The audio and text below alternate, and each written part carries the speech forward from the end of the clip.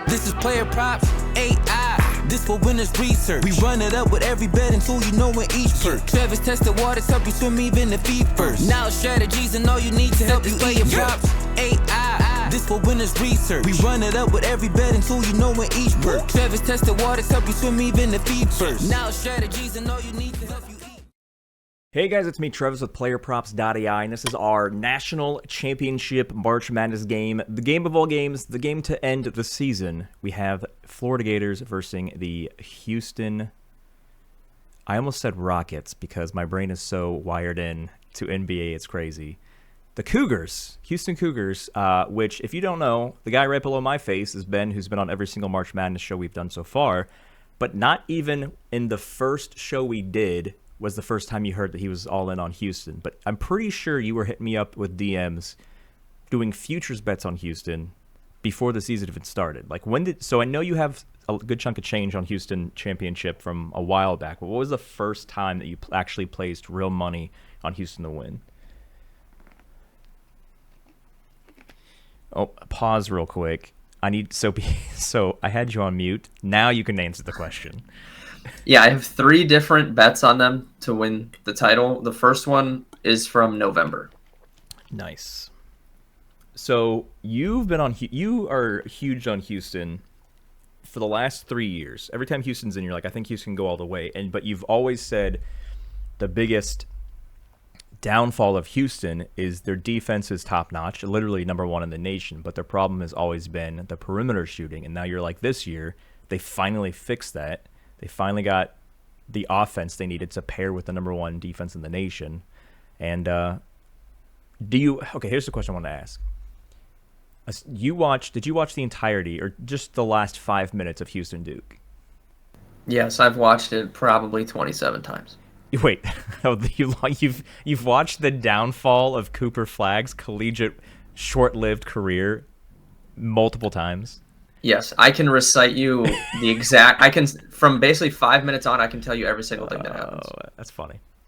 So yeah, do you think that's more Duke screwing the pooch or Houston's number 1? Like, was it more Houston causing that downfall or Duke shooting themselves in the foot? Yeah, a combination of both. I think John Shire got outcoached, but that's part of the reason why in the PlayerProps.ai bracket group, I have Houston, because I thought if you could get Duke in a close game, you could potentially beat them. They haven't played a close game since before Christmas. You know, like, they lost one time to Clemson, but even in the tournament, they never played a close game. They were never in a close game, even against Alabama. So we didn't know how a team of 18-year-olds being their best players and a young coach would react in a close game with like a minute left in the game, right? Like, we just didn't know. And it went in my favor, but we have to credit Houston. They never gave up, but I definitely think Duke got outcoached, definitely. And I think you said in the Discord as well when you were commenting on it that the big man for Duke was essentially being forced into the game, even though he wasn't helping the team at all, and that was kind of them shooting themselves in the foot. Yeah, I think that was a big part of it. I don't understand why he was in the game. I mean, he's minus 21 in 20 minutes that he played. It was confusing to me. And then even just down the stretch, like, not being able to inbound the ball, like, as soon as it got close and they ramped up the pressure, I mean, Duke did not respond well. It's okay for Cooper. He's still making trillions of dollars in college, and he's still going to be the number 1 overall pick. Yeah, it's not his fault. The good thing is that he didn't get hurt, and so it's not like he twisted his ankle or like he did whatever earlier in the season, and then I don't think even if he got hurt, his draft stock would fall. And then, of course, on the women's side, we had UConn completely annihilating South Carolina, which I did not see coming. I did not think it was going to be that much of annihilation in the championship game. UConn, I don't think they were the first team to do it, but they beat 3 consecutive 1 seeds to win the championship, which is also interesting as well. But yeah, so the last thing March Madness I was going to say before we get to what we're actually looking at this game is 2 things. One, I know he very, very briefly mentioned that he had Houston in the PlayerProps.ai March Madness bracket challenge, but if Houston wins, Ben takes down the entire bracket. And if Houston loses, There's a username is like Banks with a lot of S's. I requested that you guys use your Discord username as your entry so we can kind of keep tabs on everybody. I don't have anybody in the Discord with Banks and just Banks in general, but not Banks with a lot of S's. So if you're watching this, let me know in the comments what your actual Discord name is. So if Florida does upset Duke, even though Florida's favored to win, you know what I mean? Upsetting. If that's who I think I know Banks. You think you know who that is? I think. All right. If it's who I think it is, I know. Well, I mean, if Florida wins, Banks gets a free year of PlayerProps.ai. That's the prize, and a brand ambassador hoodie. And if Ben wins, Ben gets a free year of PlayerProps.ai and a brand ambassador hoodie. And I don't think you actually have a brand ambassador hoodie yet. I do not. We'll get that set up. But yeah, so the last thing is the college basketball crown. It's a brand new tournament that started up this year. This is the very first year of it, and it's for the high-profile conferences. So it's not like a CBI low-level feeder conferences or mid-majors or whatever you want to call them, but it's for the high-profile conferences. So there's a few Big 12s, Big 10s. I think a few other top ones as well. And UCF, my team, made it all the way to the final by having 3 consecutive upsets to get to the final. I don't think we were favored in any of the games. We might have been favored against Oregon State. I'm not sure. But we made it to the final, and I almost flew out to Vegas to go to the championship game. But we tied at halftime, pedal to the metal, went up by 12 or 14, and I'm all like, go super hype. And then we didn't score for 5 clock minutes. 5 consecutive clock minutes is not even like 0 field goals, 0 points, period. And then we fell to Nebraska, and it was very, very sad because I was going to give away, in the Discord I mentioned, we were going to give away a free month to somebody in the Discord if UCF won that one. But it didn't happen. So Ben's waiting to see if he's going to get a brand ambassador hoodie when Houston it's not even that would be that would be better than the money that I'll win. I don't know. You got a lot of money on it. I don't know. That's a close call. So what I have pulled up here on the screen is the college basketball moneyline predictor. Something I want to mention with this tool and all the team tools we have, the moneyline predictor, the spread predictor, the total predictor. If you do your due diligence when you have our app and you actually look at all the tools and you understand and you watch the videos, understand everything, you would know that any championship game, I'm talking Super Bowl, women's college, men's college, World Series, NBA Finals, we always show the top play based on percentage difference for free. So anytime you get one game left of anything, that is always going to be 100% free. So if you actually don't have a premium account and you go on your app to the Moneyline Predictor and change it to college basketball, you will see everything we have today for the team stuff.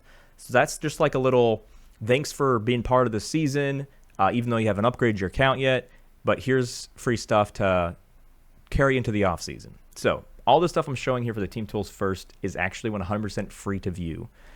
So what we have here is we have Florida with a -115 money line on DraftKings. That's an implied chance of 53.49, and our AI actually says that's like exactly where they should be at a 53% favorite. So there's no edge whatsoever for the Florida money line or even the Houston money line because it's on par with what the odds are right now. It doesn't say you can't bet it. I'm just saying there's nothing on our site or our app that will lean in either direction. Let me look at FanDuel real quick. Yeah, it's the same on every single one. So let's look at so I know, actually I was going to ask you, are you hedging anything? I'm assuming you're hedging because you're winning thousands of dollars if Houston wins, right? Yeah, I hedged a small amount to where if Florida wins, I'll basically profit like $200. I'm extremely confident that Houston is going to win this game. I think it's a bad matchup for Florida, so I'm just mostly just riding it out. And then pulling up our spread predictor. Where the heck is Ben's face at? Did I minimize the window with his face? There it is. I don't know what just happened. Okay, your face is back. So now we have the spread predictor pulled up, and if you don't know how to use this, please, for the love of all that's holy, click the buttons up here. These buttons will tell you how to use everything. Never assume that you know what this stuff is saying. Always make sure. Triple check, don't assume. But this is the number of what the AI is telling us. It says Houston plus 1.5, 50.01%. You can't have a less of an edge on either side than 50.01%. So there's nothing here that the app is telling you there's an edge either way. So essentially, the AI is saying everything is priced perfectly. We can go to the total. Total is the same as well. The projected total is 140.46 and the line's 140.5. This is crazy. There is zero edge with AI. Everything was priced and lined perfectly. So that being said, before we get to any kind of player props, is there anything team-wise that you really like, whether it's the traditional stuff? I mean, I know this is weird asking you because I know you're winning money either way. You get the massive futures bet, and then you did a small kind of mini hedge. Are there team bets that aren't player props that you've seen on any sports book that you're like, I kind of like this, beyond the who's going to win? Because we already know that you're betting on Houston. Yeah. I haven't seen anything particularly that sticks out. I think you could, in a game like this, look at the, first half team totals maybe. Something along those lines. I think Florida, in the tournament in general, has really started a lot of these games slow, and they started very slow against Auburn too. They had to come back big in the second half. So looking at maybe like their first half team total under would be interesting, just because they've started slow in essentially every single tournament game, and I would think that they would start slow tonight as well. So somebody actually asked, speaking of starting slow, somebody just asked us in our Discord, I think maybe like 5 or 10 minutes before we started recording, and the bet was both teams to score within the first 2 minutes. And they're like, there's got to be a scenario, like there's no scenario where they don't score in the first 2 minutes. But you have to remember, Houston's the #1 defense. And what, like Ben said, it's not crazy that they start slow. They've done it before. What do you think of that particular bet of no score or yes, both teams score in first 2 minutes? I think it was like -230 yes and like +180 no. I could probably pull it up here on the screen. Let me see. What are your thoughts on that? Yeah, I think you could take a shot on the no. I mean, Houston, they started slow against Duke too offensively. They missed a couple shots early on. So it looks like on FanDuel it was yes -215 and no +164. Yeah, I think, I don't know, you could take a shot on the no. It wouldn't shock me if one of these teams goes 2 minutes without scoring, honestly. Like, especially Florida, just because of how good Houston is defensively. So the tool we have on screen right now is our betting trends tool. And this isn't just free because it's the one game showing. This is a 100% free to use tool. And we have more leagues than anybody on planet Earth. There is no site that exists that has, like for basketball, Argentina, Brazil's league, China's league, Iceland's league, Israel's league, Italy's league, NBA college, Puerto Rico's league, Turkey's league. Nobody on planet Earth has all these because they're like, oh, people don't want to see that. But hey, if we have access to it, we even have highlight. Guys, there's no site, not just with the betting trends, but we make sure to have more features that can help you guys out in every single sport, no matter what sport you pick, no matter what league. It's all free. But anyway, I have it pulled up here. It's also interesting to note. So I already mentioned that there's no edge with AI. AI says, yes, everything's priced appropriately, but there's not really even edge with what the public is doing. And that's what this tool is. It's showing you where the public's money and bets are going. On the money line for Florida, which I believe is the away team here, Florida is, I mean, they're both, it's a neutral site, but somebody's got to be away, somebody's got to be home. So it's Florida at Houston, technically in the system. 57% of all tickets are on Florida, 62% of all the money. So there's like 5% more money than tickets, which isn't much of anything. On the Florida spread, 69% of all tickets are on -1, 73% of all money is on -1. Nothing crazy there either. And then it's interesting as well that, so the total is interesting. 141.5. Houston's #1 defense. Duke scored the fewest points, I think, this calendar year. against them in their Final Four matchup.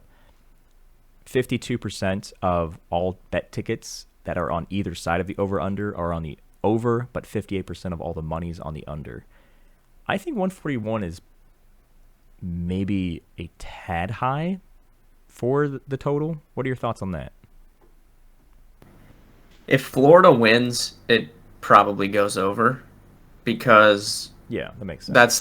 that's their way to win, I guess. If Houston controls the pace of the game, I don't see how Florida could win, and I do think that would be a little bit high. So I agree with that. So it's essentially, who do you have winning? Florida, go over. Houston, go Yeah. under. Makes sense.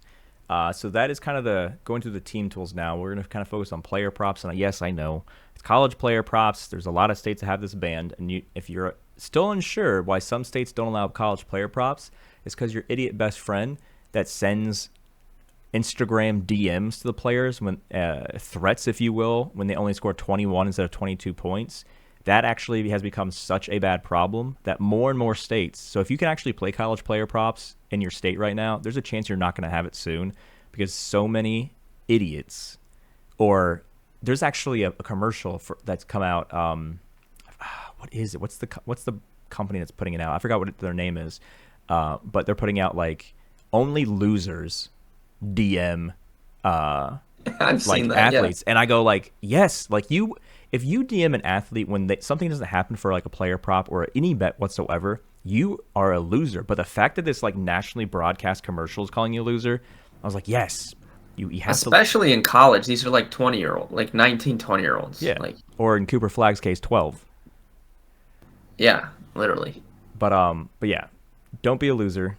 Don't DM people because you screwed up for everybody else by being a child. So for college basketball, if we do the same like trifecta requirement where we don't focus on anybody that has a line of less than 15 for points, there's literally only two people. And I already, without even asking or without even showing Ben, before you look at anything, who would be the two players that have a line of 15 or higher? LJ Cryer and Walter Clayton Jr. Yeah, exactly. The two big names of the team. AI says slightly less on Clayton and then slightly over for LJ. It's funny that they don't have an edge for anything team-wise, but there's a little bit more difference when it comes to the player prop side of things. If you're using the same scenario where you're contemplating game script before you're betting on player props, if Houston wins, is that how LJ goes over, or does he only go over if they're losing and he's got to jack up more shots to catch up? Yeah, I don't know. I think that I I would definitely lean the under on Clayton, and that could easily bury me because he's just been so good. But Auburn and Houston play so differently on defense. Auburn plays very heavy drop coverage with Broom, and there's a lot of space to operate for their guards, and that's really how Florida came back and won. He just started cooking in the second half. But Houston is very aggressive, hedging and blitzing screeners, and I don't know if they're going to force the guards to give up the ball. So I think they can make Clayton really uncomfortable, which he hasn't seen. I mean, Auburn did it to him a little bit in the second half, but then he would just take contested shots and make them, which he can certainly do. But I don't know. I think they're going to force the guards to give up the ball. So I would lean under on Clayton, I think. Cryer, it just kind of comes down to, I mean, his shooting. I don't know. Like, Houston as a team did not shoot well last game, and they won. I think there's some room for them to shoot a little bit better tonight. So I don't know. I'd have to think about that one. So we're going to recap things here. Doing a 2-pick parlay on the money line you're going with the paired over under. So if you're going Florida money line, go over 141.5 or whatever the lowest you can get. If you're going Houston money line, go under the total and try to find the highest total number you can get because you want the highest cushion. Now, Clayton under, something else to note, if you pay attention to what's on the screen right now, it says Clayton's points accuracy is at a 37.5 through 24 games recorded. And if it's below 40, that means this player is highly, highly unpredictable. Like Ben said, like he can just start jacking up contested shots and making them. Um, if so, the AI has his projection at 17.86. His line is 19.5. That's a very, very small difference of only like what 1.7 roughly. If his accuracy is at 37%, is there another player prop that you would like more than Clayton points under? Like, who's somebody that you know is just gonna like go off, or whether it's points, rebounds, or anything this game? Yeah, the two. Well, okay, I think Houston rebounding is something to look at because Florida is not a great defensive rebounding team, which is going to be a problem for them because Houston is so active at getting rebounds. But I think on Houston, I think Milos Uzan will play better than he did against Duke, and I think Jawan Roberts could have a really big game on offense just because Florida didn't double Janai Broom. They're not going to double any big men. They're not going to help off shooters. So if Jawan Roberts is just playing one-on-one against those big guys, like he does not have a size advantage at all, but he's probably going to have to take a lot of those kind of hook shots and like turnarounds, and he was missing those against Duke, so he could make them tonight. I don't know. So I would look at him, and then I would look at Uzan. I haven't looked at the projections, so I don't know what the AI likes right now, but I would assume Uzan plays better than he did against Duke. He played as bad as he's played all season. So I just went to our player props comparison tool, and I wanted to see what's the highest line we can find for Walter Clayton if we're agreeing that he's probably going to be trending under. So FanDuel had him at 19.5 as well as BetMGM. DraftKings actually has him at 20.5, but then good old ESPN Bet has him at 22.5. Oh, that's yeah. Oh So, my lord. Yeah. It's pretty heavy too. It's minus 200, but his over under is 22.5 on ESPN Bet. Juwan Roberts, you were saying for an overplay on BetMGM, he's 10.5. A few books he's 11.5, and FanDuel has him at 12.5. So were you saying over or under on him? I would look to over on him. I think he's going to have a lot of he's going to be one-on-one a lot. I don't know if he'll take and make shots, but Florida's not going to double any of those guys down low. What's interesting is that his lowest line on BetMGM at 10.5 still has his under juiced at minus 130. Huh. Yeah, he's not a big-time scorer, but, I mean, he scored, I think, 18 against Gonzaga in the tournament. He's scored 20 probably 4 or 5 times. Like, he can do it. He's just not really known as a scorer. I just think stylistically he's probably going to have to take a lot of shots tonight because they're not going to move off those shooters outside. He's just going to be one-on-one with Florida's big guys. What are your favorite top 3 props for this game? Do you like? I mean, that 22.5 is kind of a gimme because it's 3 points higher than what we were looking at. Mm-hmm. So we say under Clayton 22.5. Which ESPN Bet had that one. Do you want to say Roberts over 10.5 as your second one? Yeah, I definitely like that. And I like Uzan. I don't know what is he projecting at? Milos is I'm going to find his lowest line, but he's at 12.5 on DraftKings, and his projection's at 14.95. He actually has the highest percentage difference of any other player when it comes to points. Okay. Yeah, I mean, I like him. He played so bad against Duke. Like, he was 0 for 4 and then got 2 fouls, so he basically missed a large chunk of the first half because of that, and then still really never got going. Like, that's the type of thing I would assume he shoots better tonight. Like I said, if Houston beat Duke by making a ton of threes, I would be worried tonight because I would say they're not going to shoot that well, but they didn't shoot well at all. Like, they can shoot way better than they did against Duke. So I think there's some room for improvement there. Lowest line for Uzan is on FanDuel 11.5. So we're looking at over 11.5 points for Uzan. We're looking for under 22.5 for Clayton. And then our third one was Roberts over 10.5. Are those your top 3? You locking them in?